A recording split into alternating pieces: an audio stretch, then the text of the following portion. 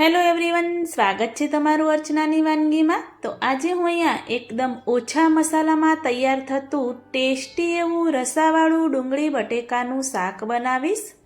તો ઘરમાં કંઈ શાક ન હોય અને આપણે વિચારતા હોઈએ કે શેનું શાક બનાવવું, તો ઘરમાં ડુંગળી બટેકા તો પડ્યા જ હોય છે। તો છેલ્લે ઓપ્શન ડુંગળી બટેકાનું શાક જ આવતું હોય છે। તો તમે પણ મારી આ રીતથી જો એકવાર શાક બનાવીને ટેસ્ટ કરશો, ટ્રાય કરશો તો ખૂબ જ એવું ટેસ્ટી બને છે। તો ચોક્કસથી એકવાર ટ્રાય કરજો। જો તમને મારો આ વિડીયો પસંદ આવે તો સ્કીપ કર્યા વગર એન્ડ સુધી જોતા રહેજો। શાક બનાવવા માટે મેં અહીંયા એક બાઉલમાં ડુંગળી અને બટેકા આ રીતે સમારીને રેડી કરીને રાખ્યા છે। તો મેં અહીંયા બટેકાનું અને ડુંગળીનું બંનેનું માપ સરખું રાખ્યું છે। 2 ડુંગળી લો તો 2 બટેકા લેવાના। એ રીતે જો તમે શાક બનાવશો તો શાક પણ એકદમ ટેસ્ટી સરસ એવું બનશે। ડુંગળી બટેકા તમારે જે રીતે સમારવા હોય, નાના કે મોટા, એ રીતે તમે સમારી શકો છો। ઘરના અમારા સભ્યોને થોડા એવા નાના સમારેલા પસંદ છે, એટલે મેં આ રીતે ઝીણા એવા થોડા સમાર્યા છે। તો એમાં પાણી આપણે એડ કરી ડુંગળી બટેકા બંનેને સરસ એવા ધોઈ અને આપણે રેડી કરીશું। શાકને હંમેશા ધોઈને જ આપણે ઉપયોગ કરવાનો।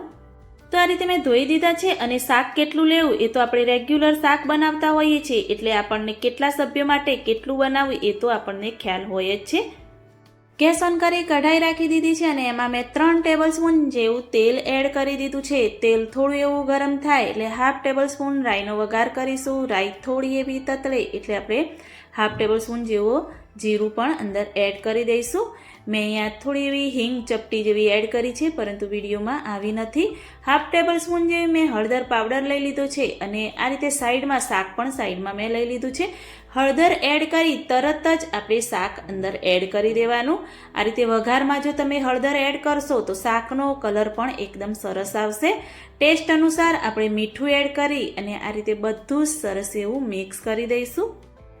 આ રીતે મિક્સ કરી અને તમે જોઈ શકો છો અંદર થોડો એવો પાણીનો ભાગ પણ છે। ડુંગળીમાં પાણીનો ભાગ હોય છે એટલે અંદર પાણી પણ સરસ એવું છૂટશે। એટલે મેં અહીંયા અત્યારે જરાય પણ પાણી એડ નથી કર્યું। ઢાંકી અને મીડિયમ ગેસની ફ્લેમ પર આપણે શાકને થવા દઈશું। જો તમે એકદમ મીડિયમ ગેસની ફ્લેમ પર થવા દેશો તો સરસ એવું શાક આપણું કૂક થશે।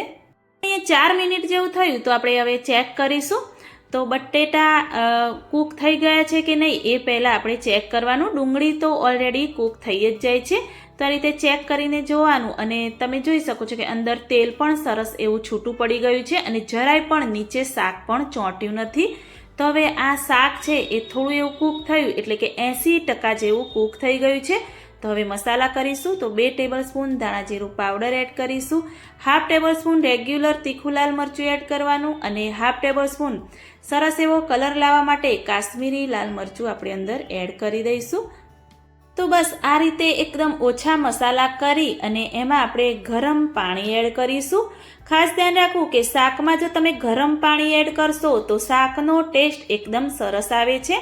તો 1 ગ્લાસ જેવું ગરમ પાણી આપણે એડ કરીશું। જેવો તમારે રસો રાખવો હોય એ રીતે તમે પાણી એડ કરી દેવાનું અને આ રીતે બધું જ સરસ એવું આપણે મિક્સ કરી દઈશું।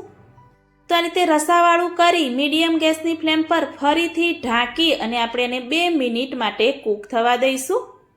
તો શાકને કૂક થતાં 2 થી 3 મિનિટ જેવું થાય એટલે આપણે ચેક કરીશું। તો તમે જોઈ શકો છો કે કલર પણ સરસ આવ્યો છે અને સાઈડમાં તેલ પણ સરસ એવું છૂટું પડ્યું છે। આ રીતે હું ચમચાની મદદથી થોડું એવું મેશ કરીશ એટલે જે રસો છે એકદમ સરસ એવો જાડો બનશે। જો તમારે ગરમ મસાલો એડ કરવો હોય તો આ સમયે તમારે અંદર એડ કરી દેવાનો। જો શાકમાં તમને પાણીનો ભાગ વધારે લાગે તો ગેસની ફ્લેમ ફૂલ કરી અને શાકને આ રીતે ખુલ્લું રાખી અને થોડીવાર માટે પાણી એનું બાળી દેવાનું। પરંતુ મારું શાક સરસ એવું રેડી થઈ ગયું છે, તો કોથમીરથી થોડી એવી ગાર્નિશ કરી દઈશું।